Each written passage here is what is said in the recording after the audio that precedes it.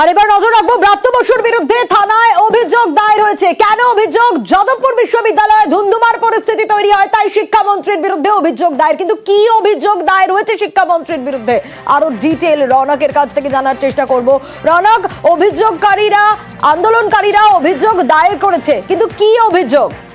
দেখো, একেবারেই গতকালই যাদবপুর থানায় এই আন্দোলনকারীরা ব্রাত্য বসু সহ তৃণমূলের কিশলয় রায়, বিনয় সিং এবং একাধিক নেতার বিরুদ্ধে যাদবপুর থানায় লিখিত অভিযোগ জারি করেছে এবং মূলত এই অভিযোগপত্রে লেখা রয়েছে শ্লীলতাহানি, মারধর এবং খুন করার চেষ্টা করা হয়েছে, এমনই কিন্তু অভিযোগ দায়ের করেছে এই আন্দোলনকারীরা। এবং গতকাল রাতেই যাদবপুর থানায় শিক্ষামন্ত্রী ব্রাত্য বসু সহ একাধিক তৃণমূল নেতার নামে এই অভিযোগ দায়ের করা হয়েছে। মারধরের ঘটনা, শ্লীলতাহানি এবং খুন করার চেষ্টার অভিযোগ যাদবপুর থানায় তারা দায়ের করেছে।